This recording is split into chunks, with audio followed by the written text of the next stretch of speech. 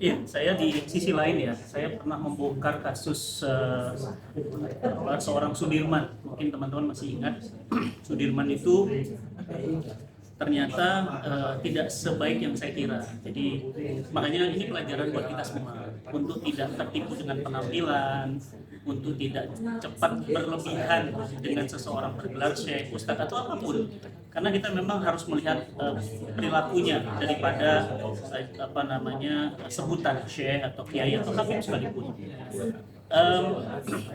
Jadi waktu itu beliau itu minta endorse ke saya, Ustaz Fatih, kan pesantren Bintaro udah jadi, tolonglah bantu kami ingin bangun pesantren yatim piatu untuk anak-anak yang nggak punya masa depan. Saya bilang ya sudah, sini videonya. Saya buat. Memang waktu itu agak melambai orang. Saya juga nggak bisa nebak orang dari lambai atau tulang lunak atau apa, ini kita nggak boleh nuduh gitu kan. Ya sudah, kita buat aja video. Assalamualaikum jamaah, ada kabar dari beliau Ustadz X ini ya, beliau akan membangun pesantren yatim duafa penghafal Quran. Yuk kita donasi wakaf. Udah, itu pertemuan kita terakhir. Lama kita nggak ketemu.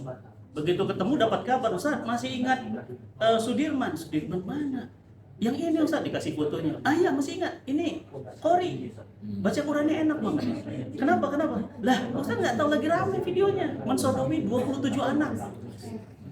Wih, itu yang saya ngamuk banget kan. Langsung saya buat video react, itu puluhan juta yang nonton, dan saya bilang ini mohon maaf ya, ini harus di stop. Normalisasi pembiasaan ya. 27 anak itu ada yang ba'da sholat tahajud digilir, dan setelah dipakai itu anak, kemudian dia bilang nggak apa-apa, kalian jangan sedih, nanti ini bisa dihapus dengan sedekah. Ya, banyak istighfar gitu. Tapi anak-anak itu digilir, dan ternyata terungkap kan sekarang lagi di penjara. Akibat viral itu kan. Kemudian guru-gurunya ternyata pelaku semua kan. Nah jadi ini bukan satu dua, tadi fenomena gunung es yang diangkat satu sebenarnya banyak. Nah dengan bersuara seperti ini saya berharap udahlah tuntas yang begini-begini ya, model-model Sam, model-model Sudirman ya. Terus kemarin tuh yang di Bandung kan, seorang kiai sampai menghamili santriwatinya sampai hamil 4 kali. Stop lah gitu. Kalau dibilang punya pesantren, saya punya pesantren ya, alhamdulillah, walaupun saya bukan dari karakter guru-guru kita yang lulusan pesantren. Tapi di pesantren kami pun nggak pernah ya, saya minta pijat sama santri aja saya nggak pernah. Walaupun itu boleh aja kan, sini pijat, nggak pernah. Masuk ke kamar mereka aja saya nggak pernah secara pribadi gitu ya, nggak pernah gitu. Karena kita tahu batasan laki-laki perempuan, interaksinya, kita tahu kamar mandinya kita buat satu-satu, kasurnya juga satu-satu, ada CCTV, itu pencegahan semuanya. Tapi kalau kejadian-kejadian begini didiamkan, nah itu makanya saya minta juga para dai, para asatidz, jangan diam dong gitu loh. Antum takut gitu loh, berita-berita begini jangan takut. Kalau saya speak up.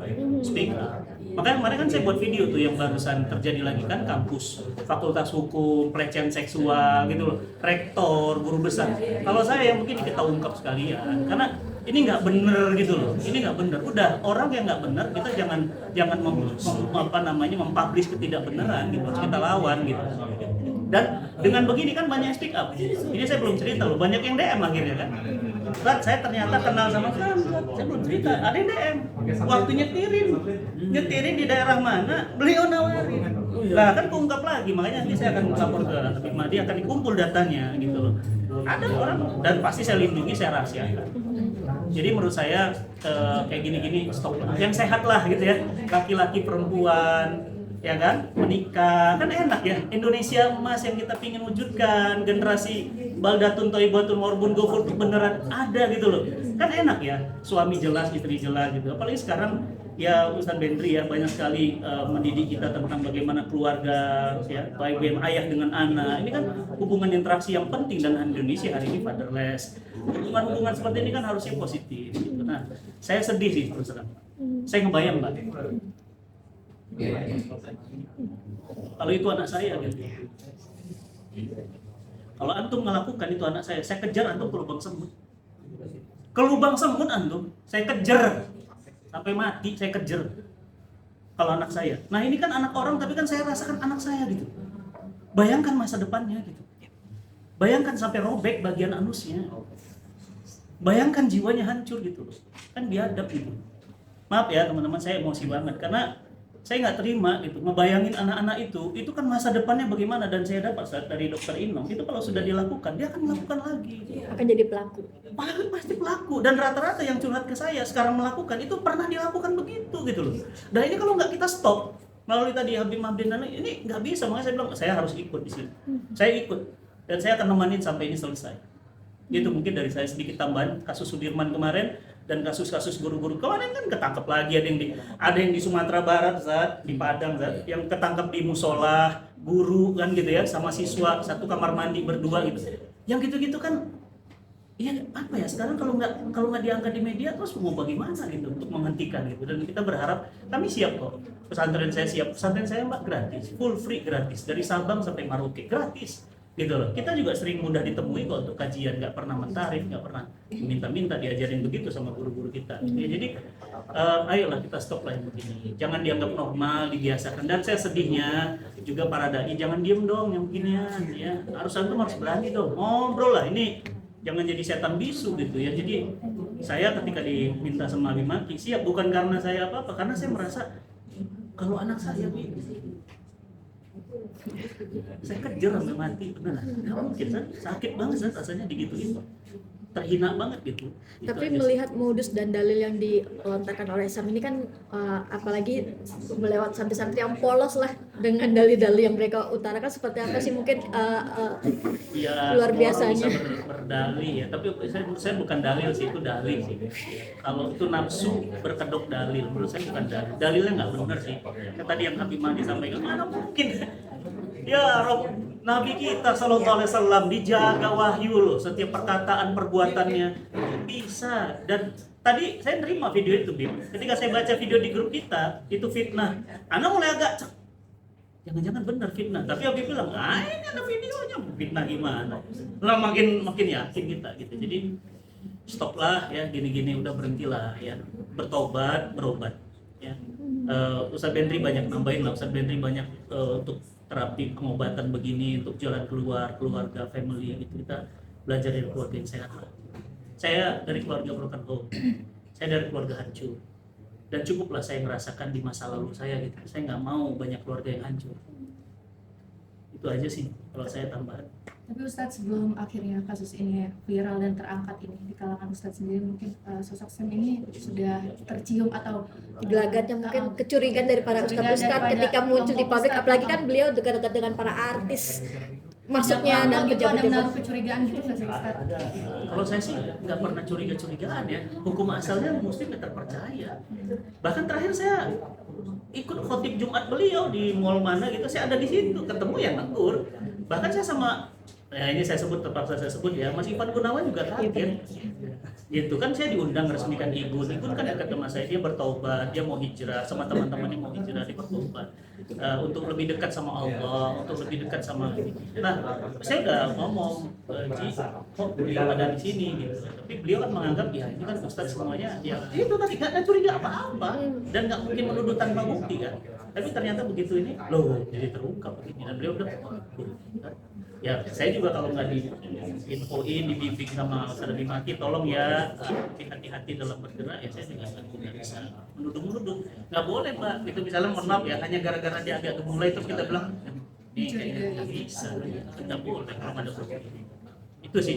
Berarti memang ketika kejadian ini mencuat, beberapa kan sempat juga diundang Ivan, Ruben Onsus dan segala macam, ini cukup kaget ya Ustadz dengan situasi yang ada, guys. Kaget banget, dan nggak kebayang ya seorang hafal Quran, jadi hafiz Quran.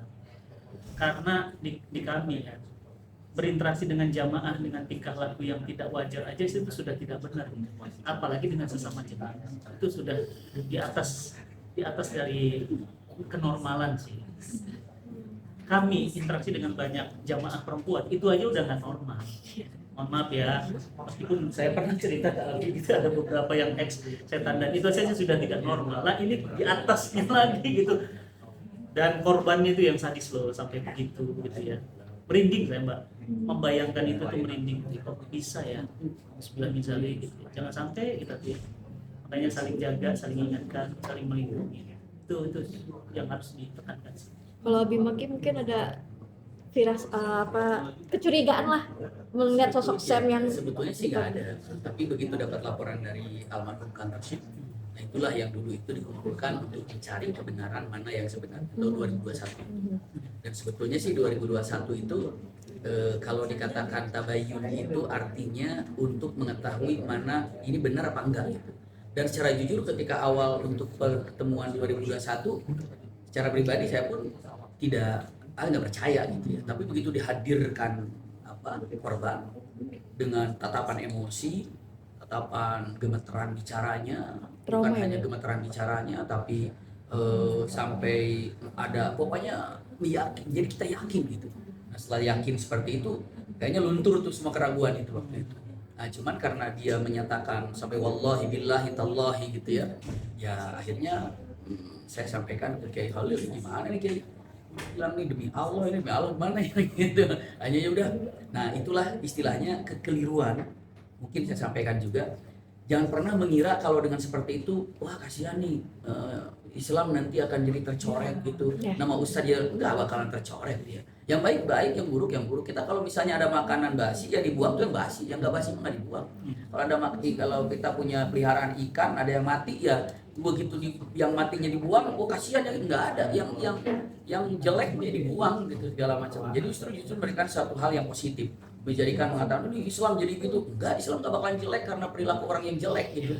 Dan makanya kita kalau ada orang mengatakan belajar Islam itu kadang-kadang harus lihat daripada sumbernya benar, Qurannya, hadisnya atau gimana. Kadang-kadang untuk manusianya bisa melakukan kesalahan, itu yang ada ya. Kadang-kadang yang mungkin kami hanya melihat jangan seperti ini, jangan. Makanya tadi Masya Allah buktinya pesantrennya Habib Mahdi kan masih overload gitu ya, kebanyakan santrinya, kepenuhan gitu ya. Di setting Cinta Quran juga sama. Kita terakhir pendaftar dengan ada kasus ini, pendaftar 1.800 santri, yang diambil cuma 60. Tetap aja nggak ngaruh sih, ngaruh ya. Buktinya kajian-kajian di Jakarta tetap rame-rame aja kan. Jadi nggak bakalan itu, cuma ya itu tadi kenapa harus takut untuk melakukan itu, katakan saja. Makanya begitu saya awal berbicara gitu kan, kami pun berani berbicara di awal tuh kenapa ya, bimbingan daripada Habibana ataupun Habib Mahdi mengatakan atau Habib Mahdi begini, oke siap, kenapa kita atur begini semuanya, oke jalan. Nah setelah itu bicara ternyata saya kira para asatid itu apa responnya, ternyata bilang ajak dong, masa Habib sendiri gitu, ajak dong. Ya kita kan kita jadi bemper juga, kita jadi kuat juga. Oke ya sudah, kalau itu kan kalau kita ada kemarin gitu yang nggak dadakan, mungkin beritanya mungkin yang datang itu saya yakin lebih banyak lagi dan lebih lagi. Nah, itu juga sih saya sudah datang. Jadi pada datang semuanya gitu, alhamdulillah. Itu